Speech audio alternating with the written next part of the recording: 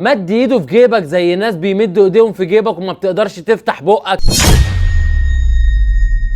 من كام يوم اتوفى شخص عزيز علينا كلنا، او يمكن مش علينا كلنا، في ناس ما بتحبهوش، بس انا من وجهة نظري ان الشخص دوت كان قلبه صافي ونقي، ولا كان بيحقد على حد، ولا كان بيبص لحد، ولا كان بيقول يا ريتني كنت زي البني ادم ده او الناس دي. الراجل المحترم الفقير الى الله ده، اليوتيوبر اللي انا كنت بحبه وكان بيضحكنا كلنا وكان بيضحكني، الله يرحمه والله يسامحه. الراجل ده ناس كتير اتنمرت عليه وناس كتير استكترت عليه اللي هو فيه قبل موت، ويا ريت مش بس كده، ده كمان بعد موت. الله يرحمه ياما اسعد ناس وياما ضحك ناس من قلوبهم، وياما ناس كتير كانت بتستنى فيديوهاته عشان يضحكوا وينبسطوا بدل الغل اللي جواكم والحقد على الناس. ادعوا له بالرحمه وادعوا له بالمغفره، خلي قلوبكم فيها رحمه وموده وبلاش الحقد والانانيه، خلي قلوبكم بيضه وصافيه، اتقوا الله وراعوا ربنا في اخواتكم المسلمين. ظالمين الراجل حتى وهو ميت، اينما كان ايه هو اللي عمله، بس ده مات خلاص. تنمر اللي عليه، مره خلف مره ما خلفش، يا عم انتوا مالكم، ما تخليكوا في حال. هو اذى حد في حاجه؟ مد ايده في جيبك زي ناس بيمدوا ايديهم في جيبك وما بتقدرش تفتح بقك. يا جماعه اتقوا الله، سيبوا الناس لمصالحهم وسيبوا كل واحد في حاله، ربنا يتولانا برحمته فعلا. الراجل كان شائق طريقه باسلوب الحلو والمرح الكوميدي اللي كان بيضحكك ويضحك، وكان بيبسط ناس كتيره، وناس كتيره كانت فرحانه منه وكانوا بيستنوا فيديوهات. وفي بعض الناس كانوا بيتنمروا عليه كتير وكانوا بيكتبوا له كومنتات سخيفه، وكانوا دايما بيكسروا بخاطره وكانوا بيزرعوا جواه ألم وعذاب شديد، ومش جواه هو بس. الناس دي بقى من النوعية لما بتعمل حاجة زي كده بتزرع جوه أي بني آدم وبتحبطه وبتهده وبتقفل له الدنيا في وشه وبتخليها سودة. فبلاش الكلام ده يا جماعة، انتوا بتوقعوا ناس كتير المفروض ان هي تبقى ناجحة. وبعدين ده ربنا كرمه بدمه الخفيف، وربنا كرمه عشان هو نقي وصفي، ولا جواه غل من حد ولا حقد من حد ولا معاه أي مشكلة مع أي حد. صفي قلبك من جوه عشان اللي انت شايفه في غيرك ونفسك تحققه ربنا يحققه لك. سلام.